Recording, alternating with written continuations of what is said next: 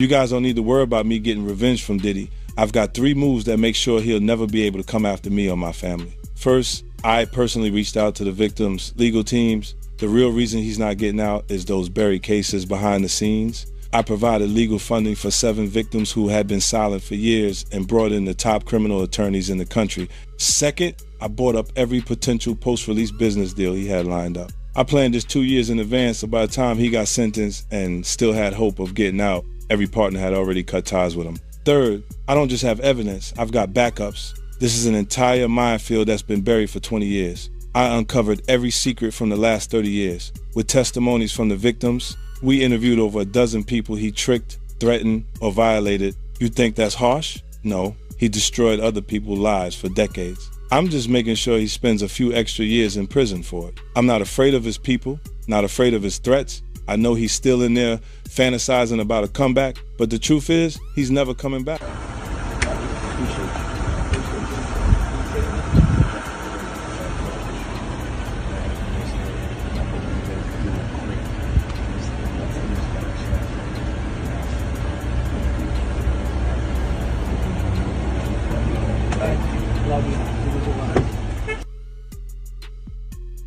Is this real life? I feel crazy. The world is spinning around me. What's happening?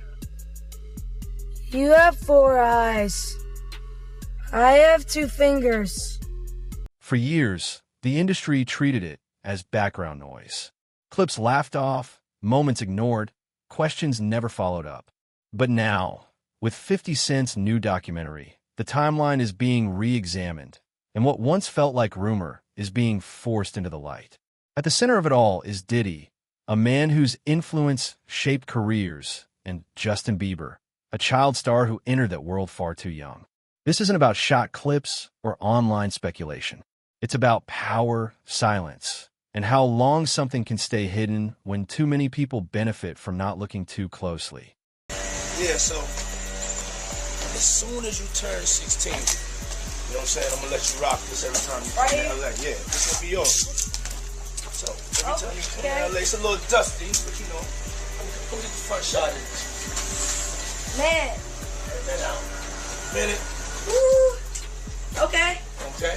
Alright, so I'm gonna be driving this next year. Yeah, when you get 16, you come down there, you gotta, you know, wear your seat. I mean, I'm 15, you could ride in the passenger seat. I got my permit. Not yet. No. Alright, 16. Not ready. 16. Let's slow down. Let's slow down, Justin. Okay. Let's slow down. One step at a time. But yeah, the keys is yours when when you get 16. You good to go. I'm good to go. Yeah. Alright. Then when you get 18, you get the house. You get the mansion. Okay. I get the mansion. Yeah. So where are we off to now? And where would you like to go? I mean, wherever you want to go. Where are we going? So check this out, yo. Justin, you ever seen the movie 48 Hours? Right now, he's having 48 hours with Diddy, him and his boy. They're having the times of their lives, like, you know, where we hanging out and what we doing. We can't really disclose, but it's definitely a 15-year-old's dream. You know, I have been given custody of him. You know, he signed to Usher. I'm signed to Usher. I had legal guardianship of Usher when you know he did his first album. I did Usher's first album. I don't have legal guardianship of him, but for the next 48 hours, he's with me. So and we gonna go full crazy. I'm going crazy. Crazy. I'm taking this out tonight. What you wanna do? What you wanna do over the next 48 hours? 48 hours. Let's go. Let's just go get some girls. Let's go hang out some girls. A man after my heart. That's what I'm talking about, kid. Justin Bieber's rise was packaged as a modern fairy tale, but beneath the success sat a far more uncomfortable reality. A minor navigating adult power structures without visible safeguards. Archival footage and interviews reveal Bieber placed in environments where access, influence, and fame outweighed age-appropriate boundaries. For years, those moments circulated quietly, dismissed as quirky celebrity culture instead of questioned as systemic risk. The implication isn't about a single incident, but about normalization, how an industry learned to look away. When childhood is exchanged for access, the question becomes unavoidable. Who is held accountable for the cost? You understand? You got people in the industry that's been saying for years, this man is having sex with underage. So now the federal government is looking at that like, yo, when is somebody gonna come forward? We got this information, this alleged information, but nobody's willing to come forward. Then they go on and say, yo, Shakur Stewart mysteriously dead. Supposed to be a self-inflicted wound. Person that had everything going for him in their life. Kim Porter dead. Somebody's car gets blown up.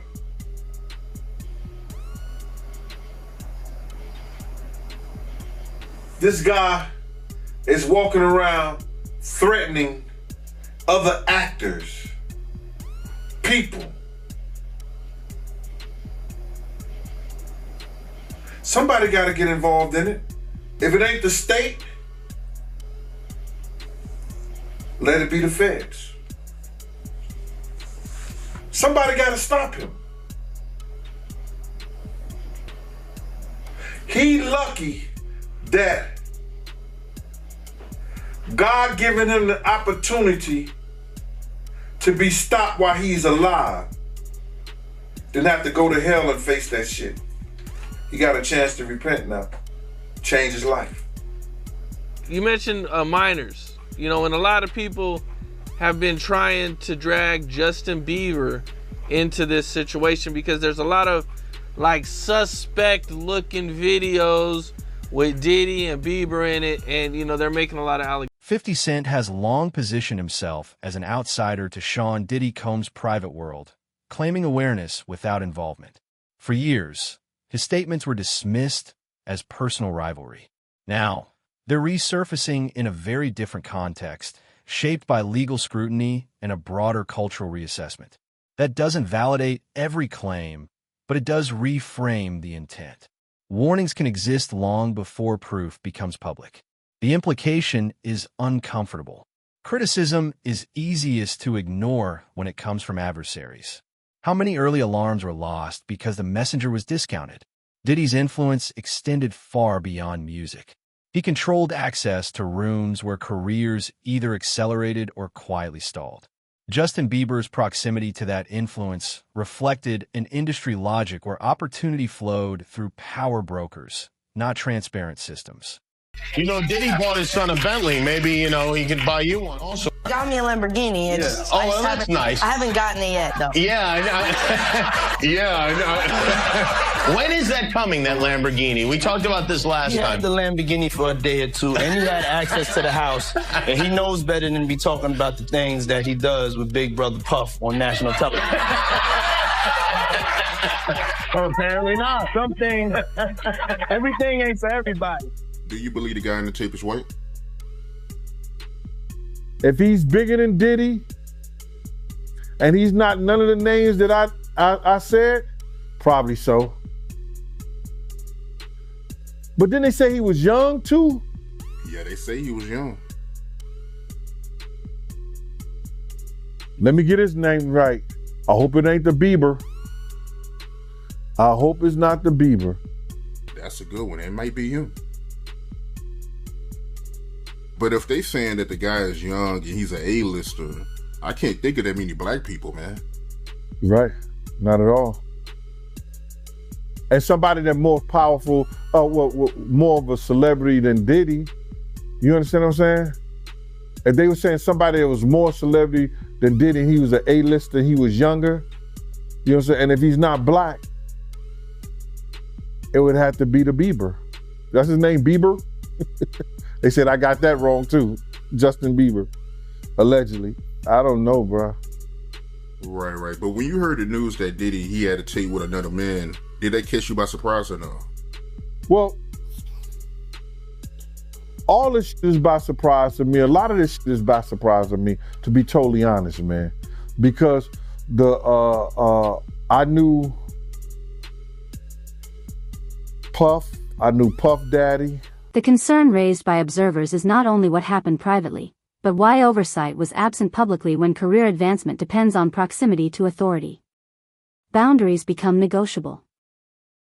In such a structure, who was empowered to say no and who pays for refusing? I knew Diddy before he was Love and Brother Love and back to Diddy.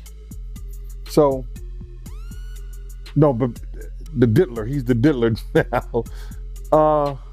A lot of it's surprising, but it's not unheard of. Because you hear of all kinds of shit, and whether it registered with you or you internalize it or something like that, that's a whole nother story. But a lot of this stuff is crazy. But this is the world that we live in now, man.